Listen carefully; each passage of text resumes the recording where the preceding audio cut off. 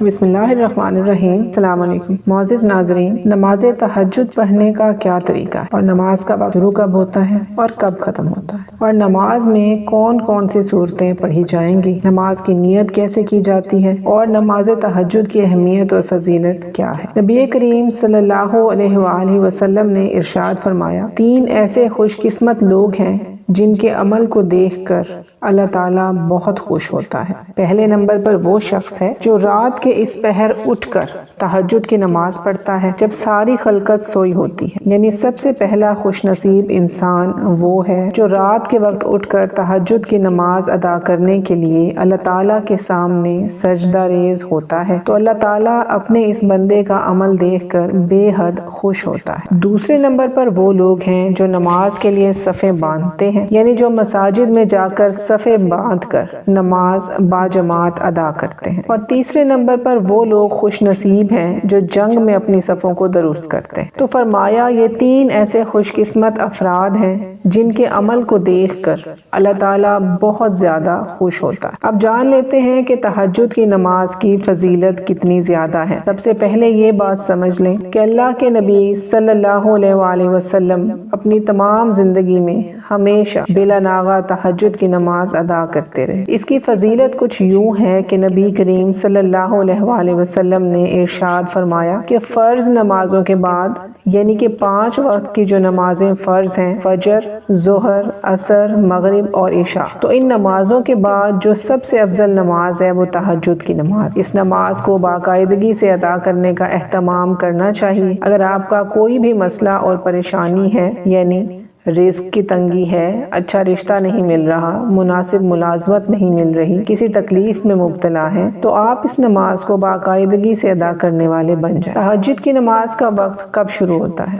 بہت سارے لوگ اس غلط فہمی کا شکار ہیں اور وہ یہ سمجھتے ہیں کہ تہجد کی نماز کا وقت صرف اور صرف رات کے پچھلے پہر ہی ہوتا ہے، یعنی جو اذان فجر سے پہلے سحری کا وقت ہوتا ہے، یہی وقت نماز تہجد ادا کرنے کا ہے اور اس سے پہلے ادا نہیں کی جا سکتی، جبکہ یہ ایک بہت بڑی غلط فہمی ہے۔ آپ جب بھی سو کر اٹھیں گے، یعنی نماز عشاء پڑھنے کے بعد آپ سو گئے، 5 منٹ کے لیے سوئے ہوں، 10 منٹ کے لیے یا آدھے گھنٹے کے لیے یا 1 گھنٹے کے لیے آپ کی آنکھ لگ گئی، تو جب بھی رات کے کسی بھی وقت میں آپ کی آنکھ کھل جائے، وہ آپ کے لیے تہجد کی نماز کا وقت ہے اور آپ اس وقت تہجد کی نماز پڑھ سکتے ہیں۔ تہجد کی نماز کا وقت کب تک باقی رہتا ہے اور اس کا آخری وقت کب ختم ہوتا ہے؟ جب سحری کا وقت ختم ہوتا ہے تو نماز تہجد کا وقت بھی ختم ہو جاتا ہے۔ یعنی یہ مسئلہ اچھی طرح سے سمجھ لیں کہ عشاء کی نماز پڑھنے کے بعد تہجد کی نماز کا وقت شروع ہو جاتا ہے، یعنی آپ رات کے کسی بھی وقت تہجد ادا کر سکتے ہیں۔ نماز تہجد پڑھنے کا افضل ترین وقت صبح سحری کا وقت ہے، کیونکہ یہی وہ وقت ہوتا ہے جب انسان گہری نیند کے مزے لے رہا ہوتا ہے۔ گرم اور نرم بستر کو چھوڑنا بہت بڑی آزمائش کا وقت، کیونکہ گرم بستر اور لحاف کو چھوڑ کر نماز کے لیے وضو کرنا انتہائی گراں گزرتا ہے، تو جو چیز بھی انسانی نفس کو مشکل میں ڈالتی ہے،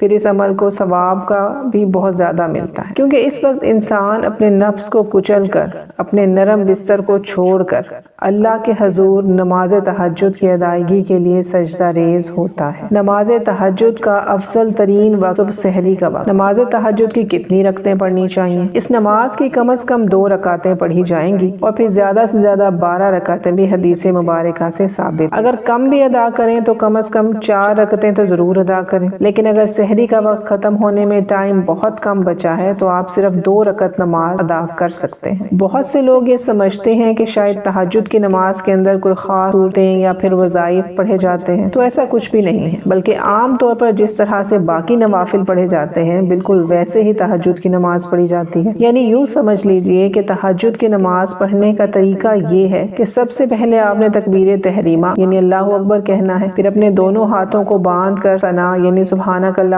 پورا پڑھیں، پھر اعوذ باللہ بسم اللہ پوری پڑھ کر سورہ فاتحہ مکمل پڑھیں، پھر اس کے بعد جو بھی سورت آپ کو اچھی طرح یاد ہو وہ سورت ملائیں، یا پھر قرآن پاک کی کوئی چھوٹی 3 آیات یا بڑی 1 آیت بھی دوسری سورت کی جگہ پڑھ سکتے ہیں۔ اس کے لیے کوئی خاص شرط نہیں ہے، آپ سورہ اخلاص پڑھ لیں، سورہ کوثر پڑھ لیں، جب آپ سورہ فاتحہ پڑھ چکے ہیں اس کے بعد کوئی دوسری سورت ساتھ ملا لی ہے تو پھر آپ رکوع اور سجود کریں۔ رکوع اور سجود کرنے کے بعد 1 رکعت مکمل ہو جائے گی۔ اب آپ دوسری رکعت کے لیے کھڑے ہوں ہوں گے اور ہاتھ باندھ کر بسم اللہ شریف سے دوسری رکعت شروع کریں، پھر الحمدللہ اور کوئی دوسری سورت پڑھیں، پھر رکوع اور سجود کے بعد اتحیات میں بیٹھیں گے، اتحیات پڑھنے کے بعد درود ابراہیمی پڑھیں گے، اس کے بعد دعا پڑھیں گے، پوری دعا پڑھنے کے بعد دائیں اور بائیں سلام پھیر لیں۔ اس طریقے سے آپ اپنی 2 رکعتیں نماز تہجد ادا کر لیں گے۔ نماز تہجد کی نیت کیسے کی جاتی؟ یہ بات یاد رکھیں کہ نیت دل کے پختہ ارادے کو کہتے ہیں، بس ارادہ کر لینا ہی کافی ہے، زبان سے نیت کے الفاظ ادا کرنا ضروری اور لازمی نہیں ہے۔ تو نیت کے الفاظ کا زبان سے ادا کرنا صرف اور صرف ایک مستحب عمل ہے، یعنی اگر آپ نیت بول کر کریں گے تو ٹھیک ہے، اور اگر نہیں کریں گے تو بھی آپ کی نماز میں کوئی خلل، خرابی یا بگاڑ پیدا نہیں ہوگا۔ ایسا ہرگز نہیں ہے کہ آپ نے زبان سے الفاظ ادا نہیں کیے تو آپ کی نماز نہیں ہوگی، بلکہ دل کے اندر یہ ارادہ کر لیں کہ میں تہجد کی نماز پڑھنے لگا ہوں، تو بس یہی آپ کی نیت ہے۔ اگر زبان سے الفاظ ادا کرنا چاہتے ہیں تو وہ الفاظ بھی جان لیجئے، میں نیت کرتا ہوں 2